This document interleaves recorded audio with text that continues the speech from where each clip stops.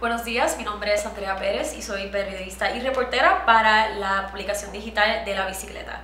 Me encuentro aquí con el representante Manuel Natal. Muy buenos días y un placer y un saludo a todos los amigos de La Bicicleta.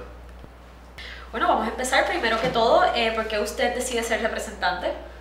Pues mira, Andrea, yo creo que es muy importante que en los momentos en que estamos viviendo, los jóvenes, nuestra generación, ocupemos las posiciones de toma de decisiones. ¿Y por qué? Porque los problemas más apremiantes que afectan al país, al grupo que principalmente afecta, es a los jóvenes, es a nuestra generación. Por ejemplo, mucho se habla de la cantidad de personas que se están yendo de Puerto Rico, porque Puerto Rico no está siendo opción.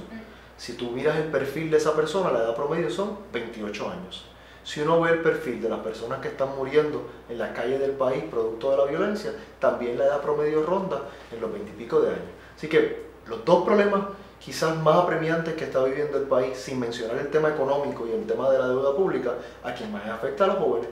Por consiguiente, yo creo que los jóvenes tenemos que estar en el proceso de toma de decisiones, y acá, en la Casa de las Leyes, donde se decide el futuro del país, pues también tiene que haber representación de jóvenes, y por eso decidí dar un paso al frente y hacerme disponible para el puesto de representante para la acumulación.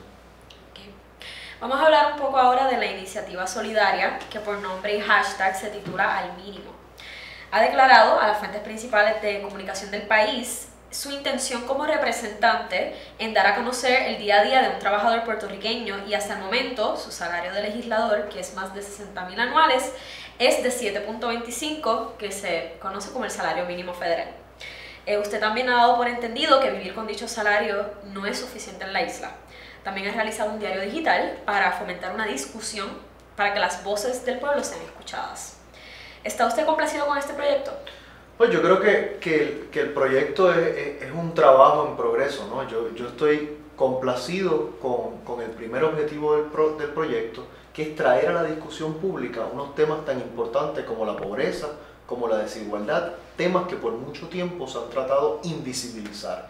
Y yo creo que si algo se ha logrado, a pesar de las críticas, a pesar de que ha habido personas que han buscado tergiversar lo que pretende la iniciativa, se ha logrado cumplir con el primer objetivo, que es elevar a la discusión pública temas tan importantes como la pobreza, como la desigualdad que se vive en nuestro país. Tan reciente como hace unos días, uno de los principales rotativos del país, que nadie acusaría de ser antipatrono, que nadie acusaría de ser pro-trabajador, publicó un artículo reconociendo que en Puerto Rico ha aumentado y continúa en aumento la brecha de ingresos y por consiguiente la desigualdad, y que en Puerto Rico el salario promedio en las familias ha disminuido mucho más que cualquier otra jurisdicción en los Estados Unidos. Así que sí estoy satisfecho con la primera parte, con la parte de que ha traído la discusión pública.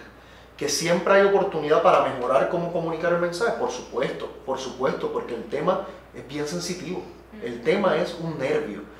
Hablar de pobreza en este país es tocar un nervio, y cuando uno toca un nervio, uno no sabe cómo va a reaccionar, y por eso es que al yo hacerlo, he mantenido el mensaje, he tratado de hacerlo sobre lo sustantivo. Yo nunca he caído en discusiones pequeñas de atacar al mensajero, ni he respondido a ellas, sino me he limitado a hablar de lo importante, de que en Puerto Rico existe pobreza, de que tenemos que repensar aquellos que pensábamos anteriormente como pobreza, de que la clase media en Puerto Rico está sufriendo y de que tenemos que hacer algo a cambiarlo. Y para cambiarlo podemos comenzar por algo quizás tan básico como aumentar el salario mínimo, a hacerlo algo más justo y razonable para que una persona pueda vivir en nuestro país y no simple y sencillamente sobrevivir.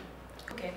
Le pregunto, usted también acaba de mencionar que se han dado unos comentarios negativos que circulan en las redes sociales, y ¿cómo usted ha tratado ese tema? Me ha mencionado que no les ha contestado. Lo primero es que a mí, mira qué curioso esto, la iniciativa Al Mínimo surge en una reacción a un vacío en una discusión, y me refiero a lo siguiente.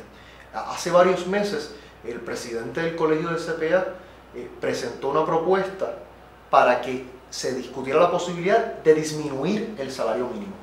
Y nadie gritó, y nadie se levantó, y nadie se desgarró las vestiduras para decir, caramba, esto no puede ser. Si con 7.25 no da, ¿cómo es posible que alguien esté hablando de bajarlo?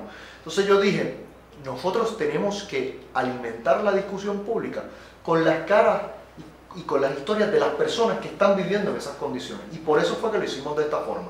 ¿Qué pasa? Que hay personas que por distintas razones se han ido al ataque al mensajero, se han ido al ataque a la iniciativa y han perdido la oportunidad de hablar de lo más grande, que es lo sustantivo, que es el tema de la pobreza. Es triste porque esas personas, cuando meses antes se proponía bajar el salario mínimo, no dijeron nada.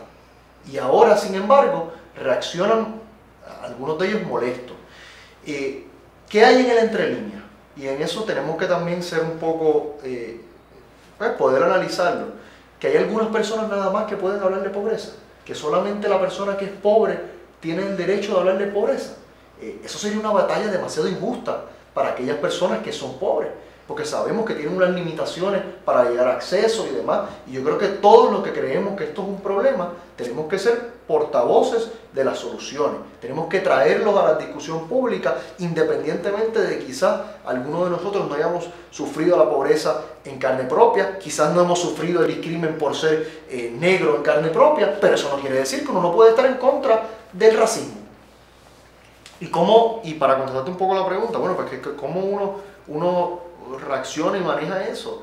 Pues sencillo, uno sigue haciéndolo sobre lo importante y uno sigue haciéndolo sobre la discusión sustantiva, sobre por qué existe pobreza en Puerto Rico, sobre cómo podemos atenderlo, sobre qué significa la desigualdad y no contestar y no reaccionar a personas que quieren hacer esto un asunto de un individuo, porque después de todo esto es una iniciativa y una forma de presentar un problema tan legítima y necesaria, y sí, reconociendo que es un acto simbólico, como echarse un balde de agua fría por la cabeza. Eso se hace con el propósito de levantar conciencia sobre una enfermedad que es justo que en el día que vivimos con los medios de comunicación, con las redes sociales, es una forma de crear una discusión y de crear un momentum alrededor de un problema. Que echarse un balde de agua fría va a solucionar la condición de ALS a una persona, por supuesto que no. Que la iniciativa al mínimo al final del mes le va a llenar la alacena a una persona o la nevera con comida, por supuesto que no. Eso lo reconocemos. Ahora bien, la iniciativa lo que pretende es crear la discusión para que de la discusión se lleve a la acción. Y la acción, sin duda alguna, termina acá en la Asamblea Legislativa con proyectos que ayuden a atender esta situación. Bueno, ¿qué consejo económico usted le daría a un trabajador puertorriqueño luego de culminar el proyecto? Bueno, yo creo que es una pregunta muy difícil porque no creo que no puedo obviamente estar en posición para decirle a alguien cómo manejarse, ¿no? Yo no creo que eso es lo que pretende la iniciativa. Yo lo primero que tengo que decir es que reconocer lo obvio, que el mínimo no da y por consiguiente, por más ajustes que las personas hagan, que eso es lo triste de esto. O sea, que yo le puedo dar consejo económico, bueno, pues entonces pues trata de no salir afuera a consumir, trata de utilizar el transporte colectivo, pero al fin y al cabo, esto no se limita a un ejercicio puramente económico de cuadrar un presupuesto para una semana. Esto tiene unas implicaciones mucho más complejas. Claro, parte de la iniciativa lo que pretende es poner a personas que quizás no han tenido que pensarse de esa forma a ponerse en esa posición y repensar sus posiciones. Pero si yo pudiera dar quizás, y no lo quiero llamar ni siquiera consejo, pero de mi experiencia, los ajustes que yo he tenido que hacer pues comienzan en los gastos que puedo controlar, como los de la gasolina, como los del vehículo.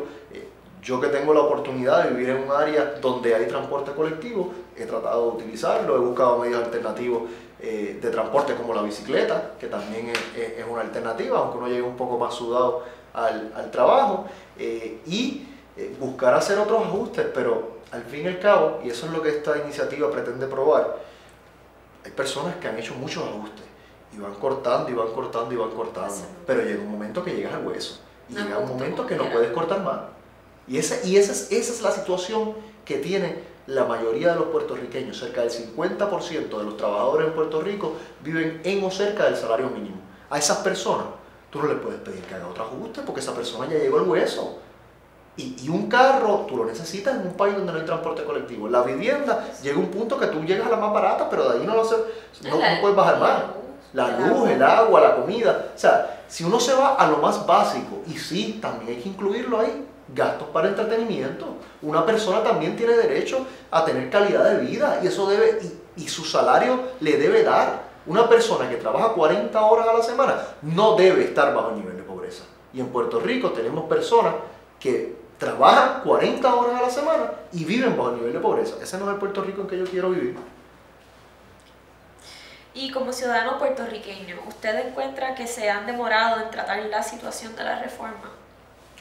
Lo que pasa es que este tema de la reforma contributiva hay que tomarlo con pinza, porque yo lo que tengo son 28 años, pero recuerdo en el transcurso de mi vida escuchar constantemente esto de una reforma contributiva. Y ahí viene esta reforma contributiva que le va a hacer justicia a la clase trabajadora. Y sigue y sigue y se dice, pero esa justicia como que nunca llega. Y por eso es que hablar de reforma de por sí solo no garantiza nada. Hay que ver una reforma para qué y para quién. ¿Quién necesita esa justicia contributiva? ¿Quién necesita que se le dé un respiro? Yo creo que urge hacerle justicia sobre todo a la clase media trabajadora. Y eso, pues por supuesto, que se debió haber hecho ayer, se debió haber hecho hoy y mañana ya estamos tarde de nuevo. Pero más que actuar inmediatamente sobre aprobar otra reforma más, a mí lo que me interesa, y por eso parte de la iniciativa de Al Mínimo, es que esta reforma contributiva sea una reforma equitativa, que sea una reforma que trate igual a aquel que trabaja con aquel que genera ingresos producto de sus acciones o inversiones. Y nuestro sistema contributivo actualmente no trata de la misma forma a la persona que genera ingresos producto de su trabajo y a aquella persona que genera ingresos producto de sus inversiones. Y eso, al fin y al cabo, lo que significa es que la inequidad continúa en aumento, que la brecha de salarios y de ingresos continúa en aumento y que el peso de las reformas y el peso de los impuestos recaen sobre individuos que ya no aguantan más.